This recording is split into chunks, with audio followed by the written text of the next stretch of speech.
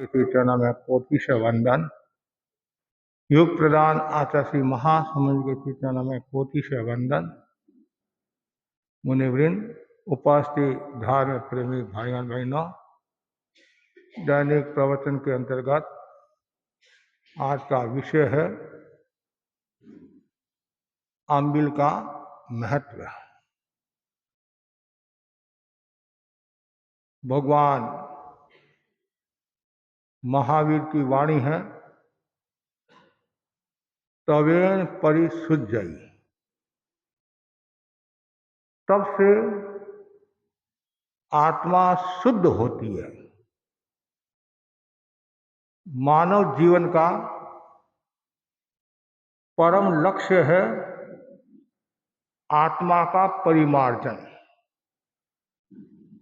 आत्म परिमार्जन का साधन है धर्म।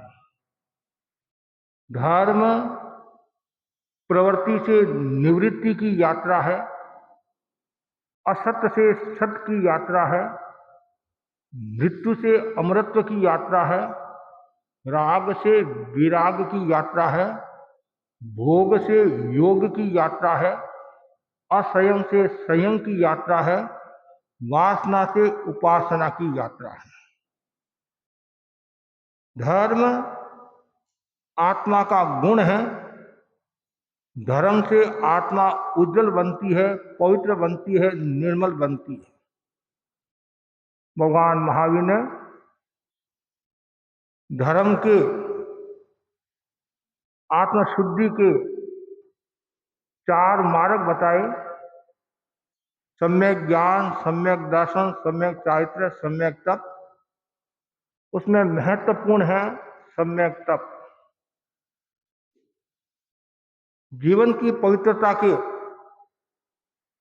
2 साधन बताए हैं, जप और तप। जकारो जन्म विच्छेद, पकारो पाप नाश कर। इच्छा निरोधस तप है। जन्म और मरण का जो उच्छेद करने वाला है, विच्छेद करने वाला है, पाप का जो नाश करने वाला है वह जप। और आत्मा को पवित्र बनाने वाला वह है तप। दोनों लघु अक्षर है, दोनों में। इन दोनों की दर्शन विराटता की दर्शन है। छोटा सा जप और छोटा सा तप अणु से विराट बना देता है, लघु से महान बना देता है। इसलिए ज्ञानी जन कहते हैं तप के साथ जप जुड़ जाए तो सोने में सुहागा जैसी कहावत चरितार्थ होती है। खाली तप करने से तनाव भी पैदा हो सकता है, उत्तेजना भी पैदा हो सकती है। तप के साथ स्वाध्याय जप आदि का योग होता है तो मन शांत रहता है, इंद्रियां वश में रहती हैं, स्थिरता का विकास होता है और नियंत्रण शक्ति बढ़ती है। इसलिए कहा गया है तप के साथ जप होता है, मन तो शांत, उपसर्ग की संभावना नहीं, उपद्रव की संभावना नहीं, सारा वातावरण अनुकूल हो जाता है, वातावरण सरस हो जाता है। इसलिए भारतीय संस्कृति में जप और तप का बहुत बड़ा महत्व है। तप का तो महत्व है ही और जप का भी महत्व है। तप के बारे में कितना कहा है। तप संकट मोचक है, विघ्न विनाशक है, आत्मा प्रकाशक है, संग प्रभावक है। और जप का भी बहुत बड़ा मूल्य है। तो दोनों का योग होता है तो चेतना का पूर्ण ऊर्ध्वारोहण होने की संभावना रहती है। इसलिए ज्यादा से ज्यादा भाई बहनों को तप की आराधना करनी चाहिए। बहुत सुंदर कहा गया है, तप को तीर्थ कहा है। तप को क्या कहा है? तीर्थ कहा गया है। तप आत्मशक्ति को जागृत करने की शंख ध्वनि है, तब आत्मदेवता के मंदिर की प्रज्वलित ज्योतिषिका है, तब के 12 भेद बताए हैं। पहला अनशन और दूसरा उनोदरी। अनशन की चर्चा हमने चातुर्मास में खूब की और समय समय पर उनोदरी की भी हम चर्चा करते हैं। द्रव्य उनोदरी और भाव उनोदरी। द्रव्य उनोदरी द्रव्यों की सीमा, कपड़ों की सीमा, स्थान की सीमा। भाव उनोदरी किसको कहा गया? कषाय की सीमा। कषाय क्रोध, मान, माया, लोभ। द्रव्य की उनोदरी करने वाले हमारे भाई बहन बहुत है। स्थान की भी उनोदरी कर लेते हैं। कषाय की उनोदरी करने वाले विरले ही जीव होते हैं। लाखों करोड़ों में कोई कषाय उन्नोदरी करने वाले होंगे, कषाय पर विजय प्राप्त करने की कोशिश करने वाले होंगे। अधिकांश तो ईंट का जवाब पत्थर से देने वाले मिलेंगे आपको। ईंट का जवाब फूल से देने वाले कम है। ऐसे व्यक्ति भी कम है कि भाई मेरे जोक से आपको तकलीफ हुई है, लेकिन वो उल्टा बोलेगा तुम्हारे जोक से मेरे को तकलीफ हो रही है। तो जब कषाय अंदर आ जाता है, यमराज आ जाता है, उस समय कुछ नहीं सूझता है, भान ही नहीं रहता है और अपने आप को इतना पावरफुल समझता है कि मैं जो कह रहा हूं वही सही है और तुम जो कह रहे हो वो गलत है और तुम झुको, खमत खावड़ा करो। जबकि वो जानता है मैं गलत हूं, फिर भी वो कषाय आ जाता, अहंकार आ जाता है। तो कषाय की उनोदरी बहुत महत्वपूर्ण है। कषाय की उनोदरी करता है तो समझना चाहिए शीघ्राति शीघ्र वीत रागता की ओर प्रस्थान कर लेता है और एक दिन आता है संपूर्ण कषाय पर विजय प्राप्त करके वीत राग बन जाता है। द्रव्य उनोदरी, भाव उनोदरी। जो अम्बिल की जो साधना है वह क्या है? द्रव्य उनोदरी है। उनोदरी अम्बिल की साधना। अम्बिल की साधना भी हर कोई व्यक्ति कर नहीं सकता। उपवास करना सरल,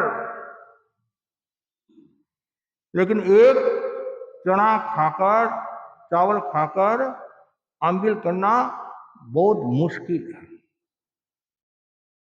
कभी कभी एक दूसरे आपस में कहते भी है भाई अम्बिल कर ले, इसमें तो माल मिलता है। माल मिलता है, चाहे चावल मिलो चाहे गेहूं मिलो, कुछ मिलता नहीं, मतलब कुछ तो कुछ मिलता है। गोगरी मिलती है, खाखरा मिलते हैं गेहूं के। तो नहीं, उपवास करना सरल है। कभी हम भी अम्बिल की प्रेरणा देते महाराज उपवास करना सरल है, उपवास पचका दो, तेला पचका दो। लेकिन अम्बिल की साधना कठिन है। क्यों कठिन है? ये स्वाद विजय की साधना है। अम्बिल क्या है? स्वाद विजय की साधना है। 6 विजय बताई गई है। हम दूध दही आदि सब ये अम्बिल में कुछ नहीं मिलता है। विजय भी नहीं मिलती है, लेप भी नहीं, अलूना,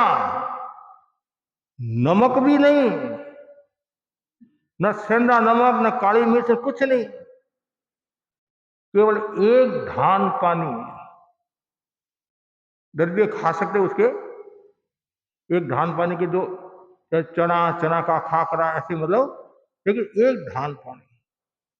बहुत ऊंची साधना ये है। हमारे जैन आगमों में आता है अम्बिल का कितना बड़ा महत्व है और अम्बिल की साधना किन किन साधु साध्वियों ने, श्रावक श्राविकाओं ने की। जैन इतिहास में भी आता है, तेरापन इतिहास में भी आता है।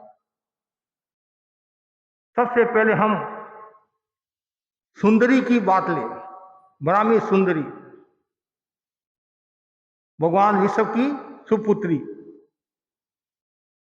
सुंदरी राजा भरत सुंदरी पर आसक्त हो गया। सुंदरी नहीं चाहती थी मैं विवाह के बंधन में बंधूं, और ऐसी स्थिति, भाई है मेरा, भाई है।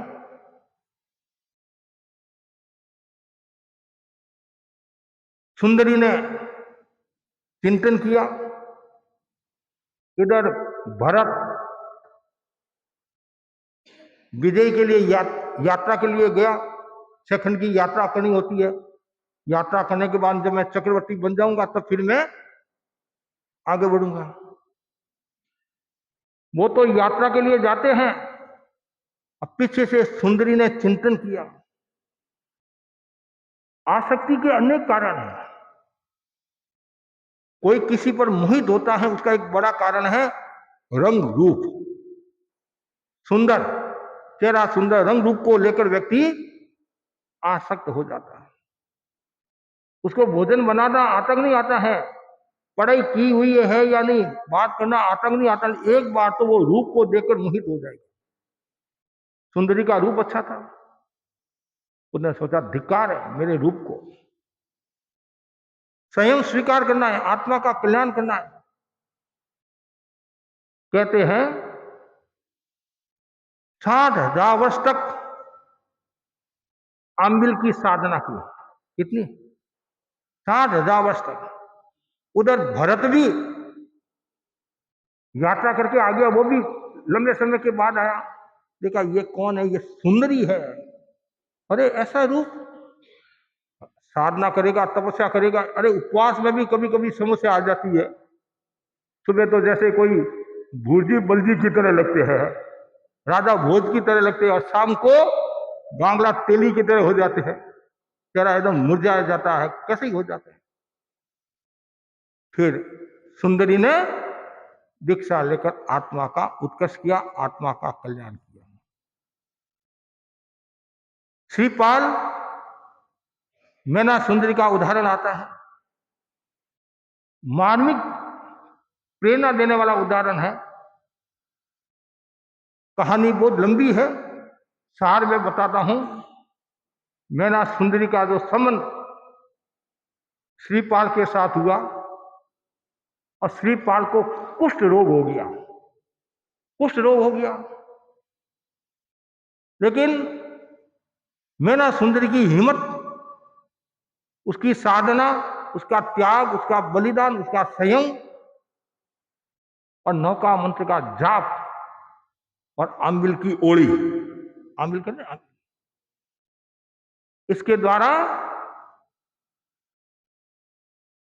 कुष्ठ रोगी श्रीपाल को स्वस्थ बना दिया। केवल श्रीपाल ही नहीं, श्रीपाल जिस डेरे में था, श्रीपाल के रोग से और व्यक्तियों को कुष्ठ रोग हो गया था। 700 कुष्ठ रोगियों को ठीक कर दिया। ये आंबिल का नौका मंत्र का प्रभाव। फिर बाद में श्रीपाल दीक्षा लेते हैं, आयुष्य पूर्ण करके 9वें देवलोक में जाते हैं, और 9वें भव में मोक्ष जाएंगे, संभवतः ऐसा उल्लेख आता है। तो आंबिल का कितना बड़ा प्रभाव है। भगवान महावीर के शासन काल में, अरिष्टनेमी के शासन काल में अनेक ऐसे उदाहरण आते हैं। एक उदाहरण हमारे आता है आंबिल का, क्या नाम, मुनि जीवोजी स्वामी, मेवाड़ में गंगापुर के थे। डिपोजी और जीवोजी स्वामी, जीवोजी स्वामी प्रभावशाली संत थे, लेखक भी थे, मतलब साहित्यकार भी थे। उन्होंने भी अच्छी तपस्या की। उन्होंने वर्धमान ओली, आंबिल की वर्धमान ओली शुरू की। ये ओली का जो क्रम है, आंबिल, पहला आंबिल, फिर 2 3 4 5 करके लास्ट में 16 नहीं 100 अम्बिल। कितने? 100 अम्बिल। एक ही नहीं, एक पारना, 2 पारना, 3 पारना से 100 तक। लेकिन इस तप की विशेषता क्या, वो समझने की बात है। बाकी की जितनी तपस्या की जाती है उसमें पारना किया जाता है, लेकिन इसमें पारना नहीं किया जाता है। अम्बिल के बाद उपवास होता है। अम्बिल के बाद उपवास, 1 2 3 4 ऐसे, 1 का पारना उपवास, 2 पारना उपवास, 3 पारना ऐसे उपवास होता है। और इसमें कुल मिलाकर 5050 अम्बिल होते हैं। कितने? 5050 अम्बिल होते हैं और 100 उपवास। क्यों? 1 से 100 तक होता है तो 100 उपवास हो गए। और इस तप को पूरा करने में 14 वर्ष 3 मास 20 दिन लगते हैं। और यह तप हर कोई व्यक्ति नहीं कर सकता, लेकिन भगवान के शासन काल में मां सती महासेन कृष्णा ने किया। उसके बाद में ये जीवोदी स्वामी ने प्रारंभ किया। 1 से 44 तक की श्रेणी चढ़े, 1 से 44 तक श्रेणी चढ़े, फिर बाद में उनका स्वर्गवास हो गया। तो उनके भी 990 अम्बिल हुए। कितने? 990 अम्बिल और 44 उपवास हुए, 44 श्रेणी तक। इस प्रकार 1034 दिन अर्थात 2 वर्ष 10.5 महीना लगातार तपस्या करते हुए उन्होंने शरीर को सुखा दिया। फिर बाद में तो, और उससे पूर्व मुनि उदयराम जी स्वामी, उन्होंने 41 तक की श्रेणी की, 1 से 41 तक की श्रेणी की। ये वर्धमान ओली का आता है। और ये जो साधना है बहुत ऊंची साधना है। और आपने देखा होगा जितने जो तप करते हैं नहीं, कुछ तप में पारना में अम्बिल होता है। कुछ जो जप करते हैं, जप में भी कुछ जपों में कहा जाता है अम्बिल की साधना करके जप प्रारंभ करना। तो आप बोलो अम्बिल का कितना बड़ा महत्व है। और व्यवहार में भी हम देखते हैं कि अम्बिल के कारण अनेक प्रकार की बीमारियां दूर हो जाती है। जिनके चर्म रोग होता है, चर्म रोग, और वो निरंतर यदि अम्बिल की साधना करे तो चर्म रोग उसका दूर हो सकता है। गुजरात के एक श्रावक थे, कोई कारण से उनको जेल होगी, कोई कारण से जेल होगी। उनके एक तो कमर की बीमारी थी और एक पेट की बीमारी थी। कुछ लोग तो जेल में जाते तो नेगेटिव चिंतन शुरू हो जाता है, लेकिन उन्होंने नेगेटिव चिंतन नहीं, उन्होंने पॉजिटिव चिंतन शुरू किया। और जेल में क्या दिया जाता है? सत्य चीज तो दी नहीं जाती है खाने के लिए। आजकल तो फिर भी थोड़ी सुविधा करते होंगे, पहले तो बहुत कम सुविधा थी। तो उन्होंने सोचा मेरे, अब वहां तो पलंग है न खाट है, दरी बिछाने के लिए दी। वो उन्होंने सोचा मेरे जो ये कमर की तकलीफ है, सहज नीचे सोऊंगा और आपको आश्चर्य, कमर का दर्द चला गया। उनके पेट की बीमारी थी, दस्त आदि की ऐसी बीमारी थी। तो अब यहाँ घर में तो परिवार वाले मुझे तपस्या करने देते नहीं है, और यहाँ मेरे को कोई रोकने वाला नहीं है। तो अम्बिल में क्या किया उन्होंने? अम्बिल किया, रोटी और पानी, गर्म पानी मिल जाता था और बिना नमक की रोटी। और आपको आश्चर्य होगा, उनके पेट की बीमारी भी ठीक होगी और कमर की बीमारी भी ठीक होगी, आमिल का प्रभाव। ऐसा भी कहा जाता है जैसे लकवा होता नहीं, लकवा होते ही आमिल शुरू करा दो, वो खून का सर्कुलेशन शुरू हो जाएगा, तपस्या शुरू करा दो और वो आमिल ठीक हो जाएगा। पेट की बीमारी, अब ब्लड प्रेशर में भी क्या है, लो और हाई दो होता नहीं, तो एक में कहा जाता है नमक नहीं खाना, नमक नहीं खाना, तो आमिल में नमक नहीं होता, तो शायद ही आपके फायदा हो जाएगा। तो आमिल में लाभ ही लाभ है, नुकसान नहीं है।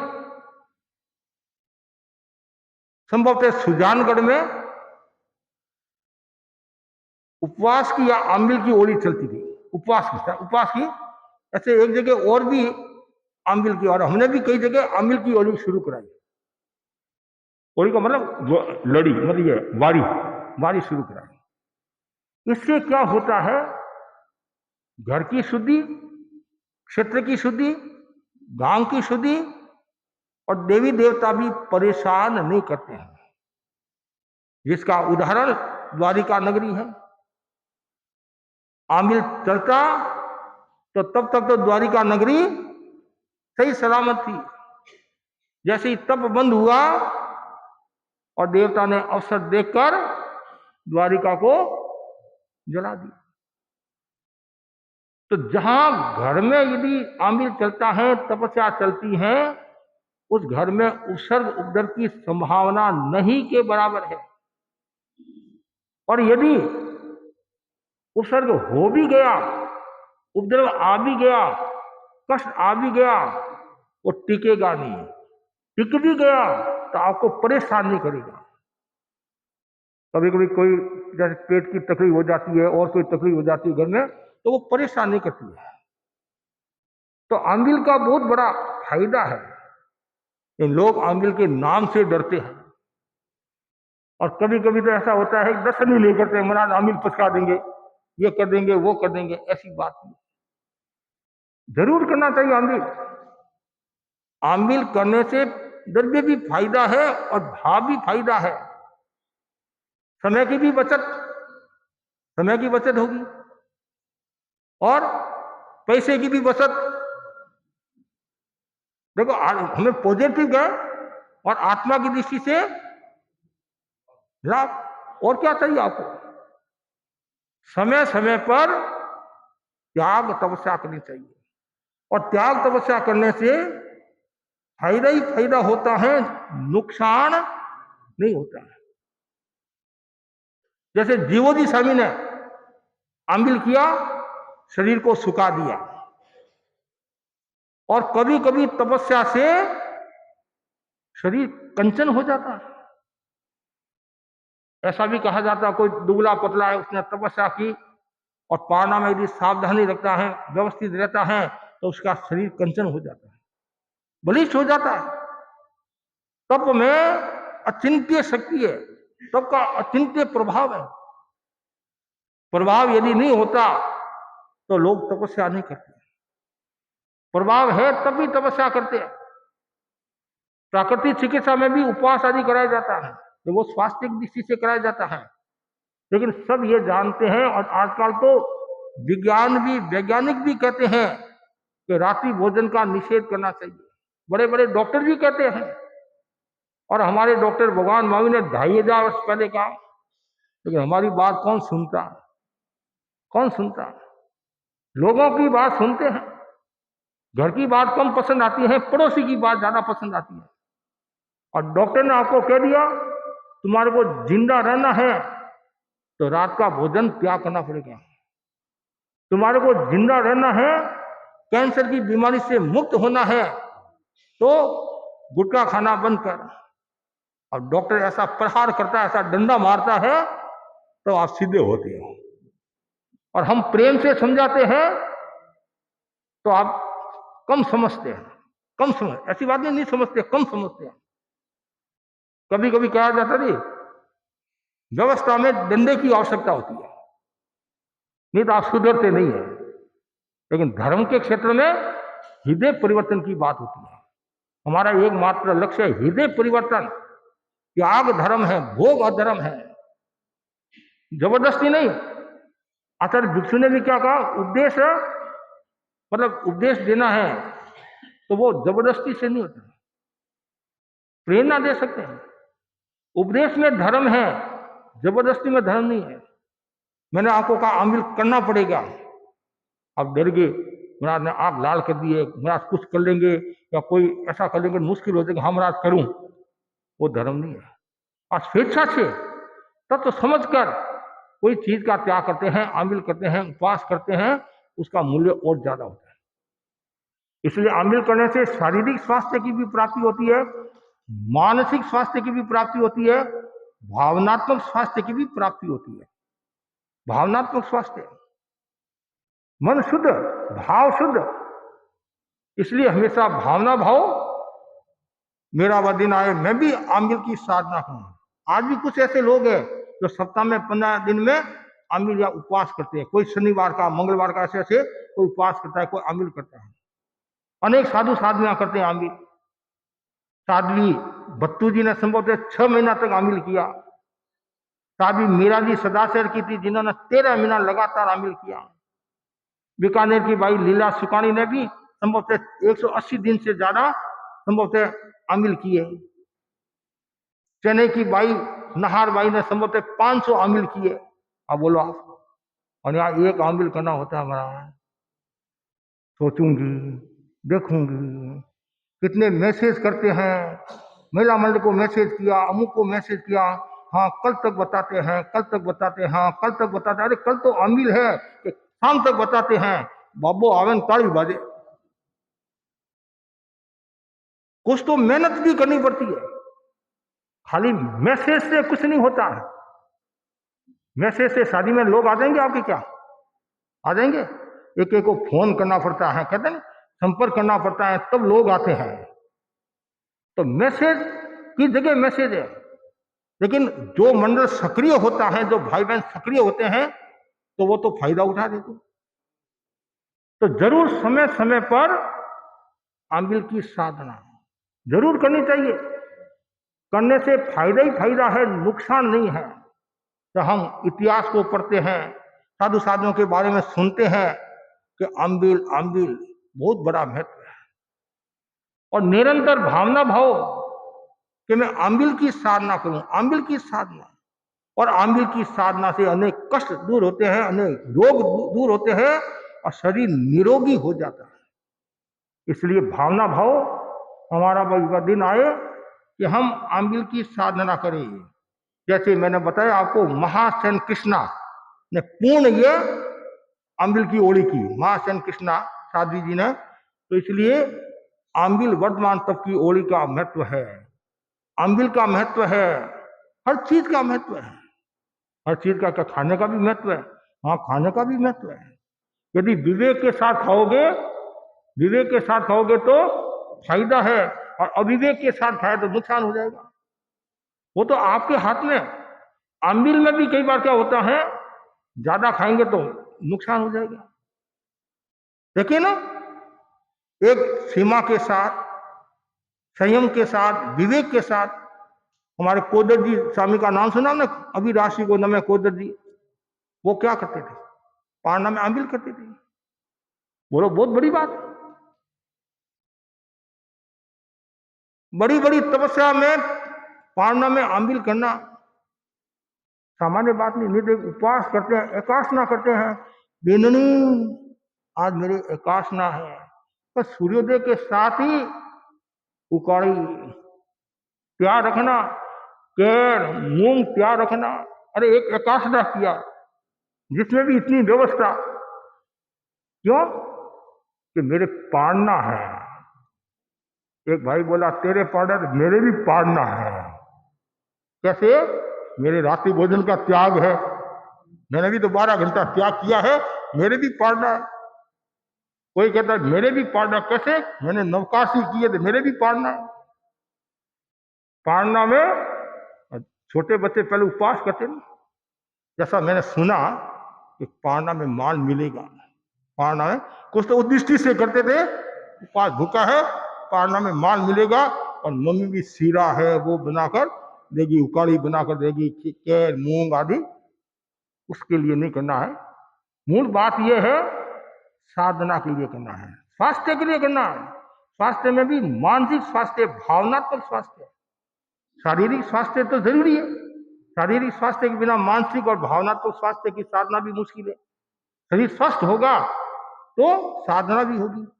इसलिए मैं सभी भाई बहनों को कहना चाहता हूं, समय समय पर आंबिल की साधना करनी चाहिए, इससे रोग दूर होते हैं। आत्मा आनंद की अनुभूति करती है, आनंद की अनुभूति करती है, चैतन्य का आभास होने लग जाता है। कि साधना का, तप का, जप का बहुत बड़ा महत्व है।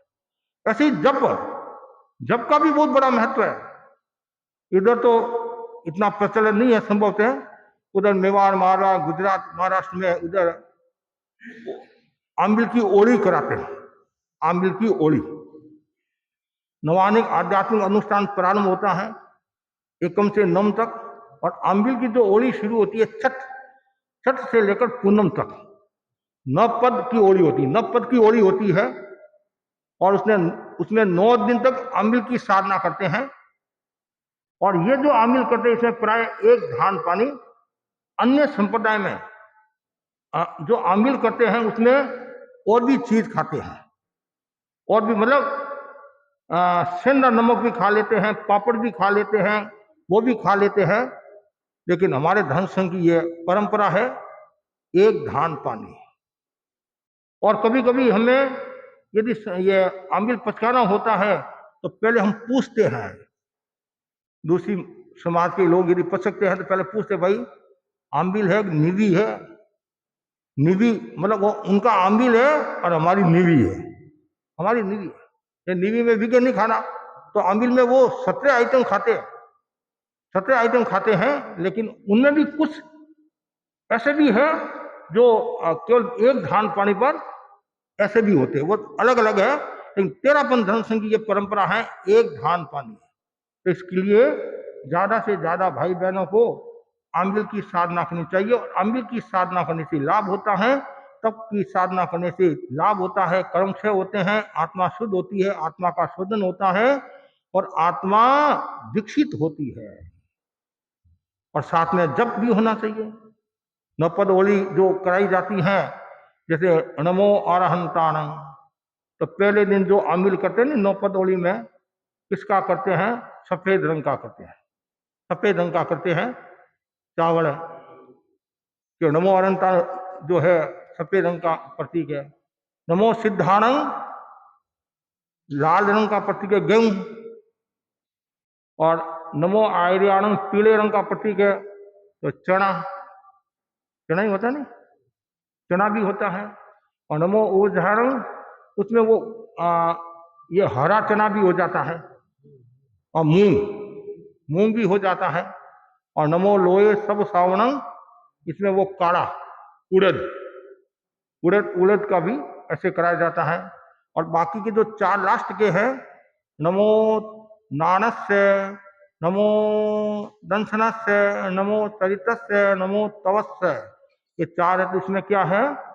सफेद रंग, ये चारों सफेद रंग है, ज्ञान दर्शन चाहते तब। ये 9 पद की ओली।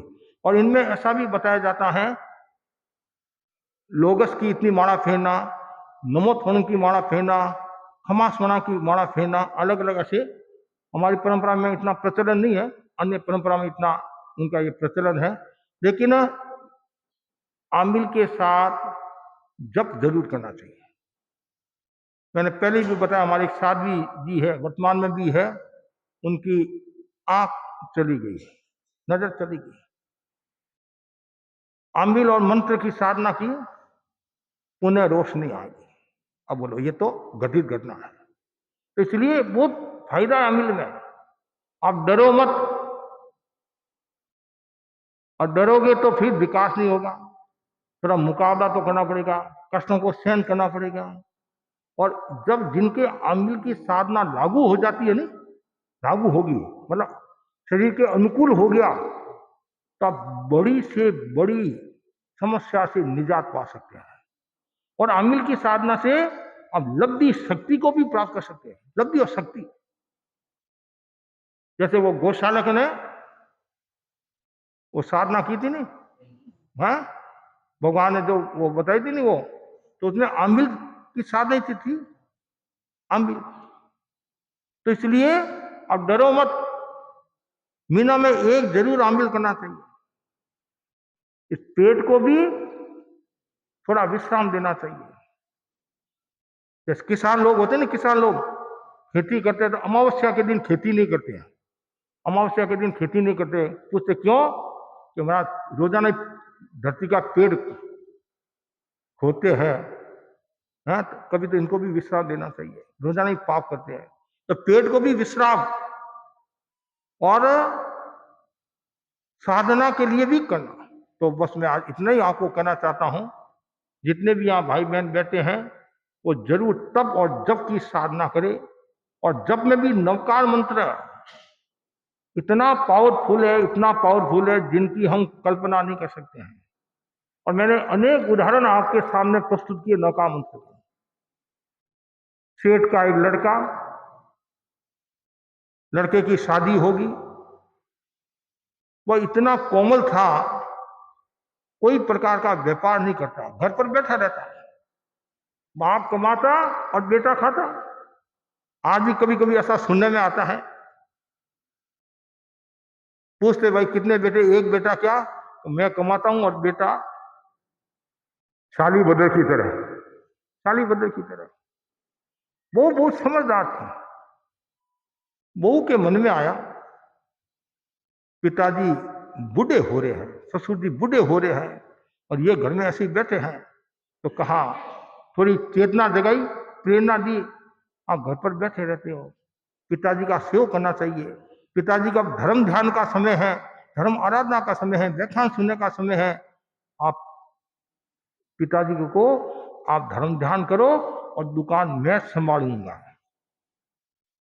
आए, प्रणाम किया, पिताजी मेरी एक इच्छा है। क्या? आप धर्म आराधना करो, आपने खूब परिवार के लिए किया, और मेरी इच्छा है कि मैं व्यापार करूं, आपका सेवा करूं और अब दुकान में संभाल दूंगा। पिता देखता रह गया, कोई कभी पूछने वाला नहीं, कभी दुकान का मुंह देखने वाला नहीं। और आज इसके मन में कैसे भावना आ गई, बहुत अच्छी भावना।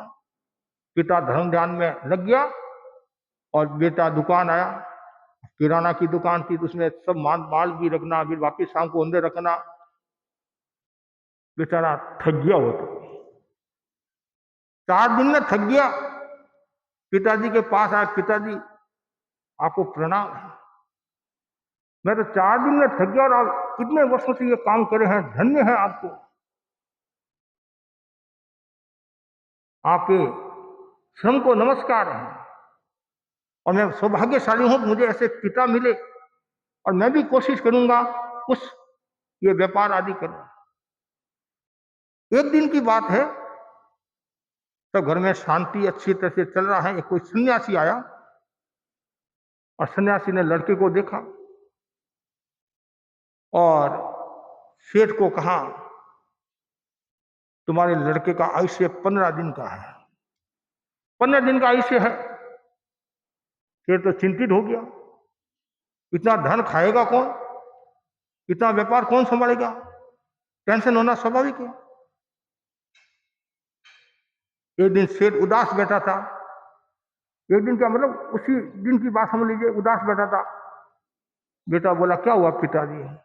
ये बताने जैसी बात नहीं। अरे हुआ क्या, बता तो सही। कि तुम्हारा आयुष्य वो 15 दिन का है, सन्यासी ने कहा। इसमें उदास होने की क्या आवश्यकता?